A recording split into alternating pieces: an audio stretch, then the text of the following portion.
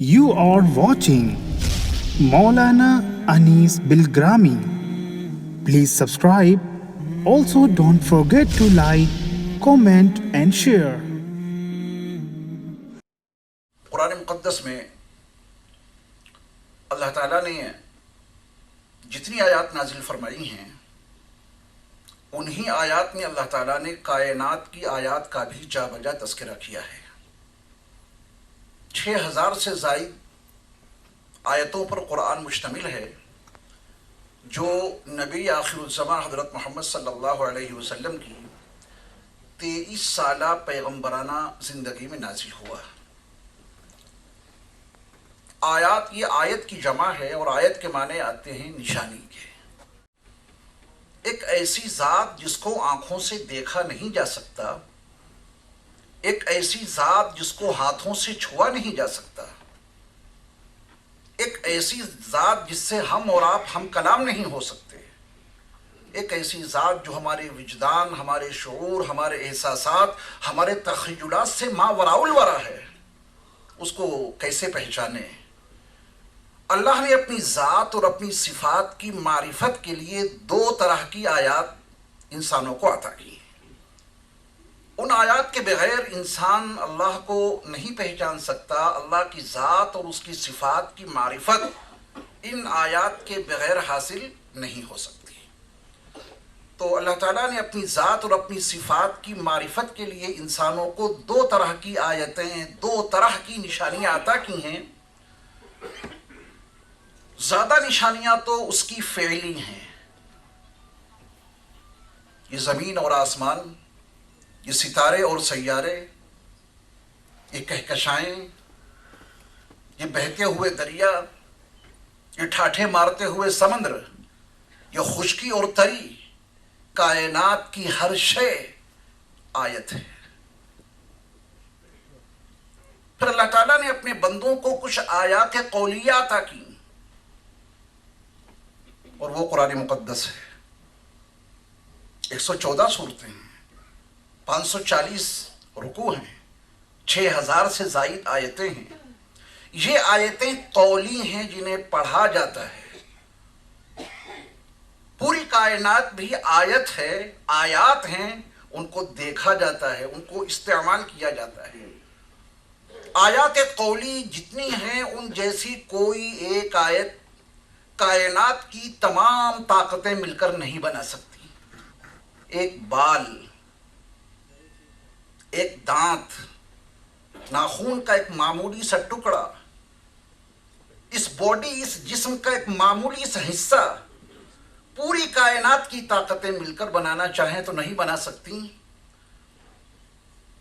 آیات فعلیہ میں سے کوئی ایک آیت کائنات کی کوئی طاقت نہیں بنا سکتی. آیات قولیہ میں سے بھی کوئی ایک آیت دنیا کی تمام طاقتیں انس اور جن مل کر بھی نہیں بنا سکتے. آیات قولیہ کے ذریعہ سے اللہ کی معرفت حاصل ہوتی ہے. آپ نے پڑھا الحمدللہ رب العالمین، یہ قرآن کی ایک آیت ہے. کیا اس جیسی آیت کوئی بنا سکتا ہے؟ نہیں بنا سکتا. تو پھر یہی آیت اللہ کے وجود، اس کی ذات اور اس کی صفات کا ایک ذریعہ بنی ہے معرفت کا اور پہچاننے کا. اسی طرح زمین اور آسمان کے اندر جتنی بھی چیزیں اللہ تعالیٰ نے پیدا کی ہیں ان میں سے کوئی ایک چیز دنیا کی کوئی طاقت اس کی تخلیق نہیں کر سکتی. ہاں ترکیب کر سکتے ہیں، مرکب کر سکتے ہیں، اور اس ترکیب کے نتیجے میں فوائد پر مشتمل ایک نئی چیز سامنے آ سکتی ہے. لیکن جس کو خلق کہتے ہیں، تخلیق کہتے ہیں، یہ انسانی اختیار سے اور کائنات کی کسی بھی طاقت کے اختیار سے باہر ہے. تو اللہ تعالیٰ کی ذات اور اس کی صفات کی معرفت کے لیے یہ 2 طرح کی آیتیں ہیں. آیات قولیہ یہ قرآن ہے اور آیات فعلیہ یہ پوری کائنات ہے. ان دونوں باتوں کو ذہن میں رکھ کے قرآن کی آیت دیکھیں جو 5ویں پارے میں موجود ہے. ارشاد الہی ہے افلا یتدبرون القرآن، کیا یہ لوگ قرآن میں غور و فکر نہیں کرتے، تفکر اور تدبر نہیں کرتے؟ اگر قرآن کو تفکر تدبر کے ساتھ پڑھا جائے، گہرائی اور گہرائی کے ساتھ اس کا مطالعہ کیا جائے، بنظر عمیق اس کا جائزہ لیا جائے، تو یہ حقیقت کھل کر سامنے آئے گی کہ وَلَوْ كَانَ مِنْ عِنْدِ غَيْرِ اللَّهِ لَوَجَدُوا فِيهِ اخْتِلَافًا كَثِيرًا۔ یہ قرآن یقیناً اللہ کی طرف سے ہے، اگر اللہ کے علاوہ کسی اور ذات کی طرف سے یہ قرآن آیا ہوتا تو پھر اس میں بہت سارا اختلاف نظر آتا۔ یہ قرآن کا ایک دعویٰ ہے، بہت اختلاف نظر آتا۔ اس کا مطلب یہ کہ یہ قرآن اختلاف سے بالکل پاک کتاب ہے۔ اور یہیں پر یہ واضح کر دوں کہ اختلاف دو طرح کا ہوتا ہے۔ ہم اور آپ جو بولتے ہیں تو ہمارا تکلم، ہماری گفتگو، ہماری بات چیت یہ ہمیشہ اختلاف کا شکار ہو جاتی ہے۔ کبھی ہماری اپنی ایک بات ہماری دوسری بات سے متصادم ہو جاتی ہے، ٹکرا جاتی ہے اور ہم جھوٹے ثابت ہو جاتے ہیں۔ بچپن کے تجربات اور جوانی کے مشاہدات اور بڑھاپے کا احساس، ان میں کتنا فرق ہوتا ہے۔ بچپن میں جو احساسات ہوتے ہیں یقیناً وہ جوانی میں باقی نہیں رہتے۔ جوانی کے جو تجربات ہوتے ہیں وہ بڑھاپے کے مشاہدات سے کچھ الگ ہو جاتے ہیں۔ ہماری جوانی کی ایک بات، بچپن کا ایک مطالعہ، بڑھاپے کا ایک مطالبہ، ہم میں ہر جگہ ٹکراؤ نظر آتا ہے۔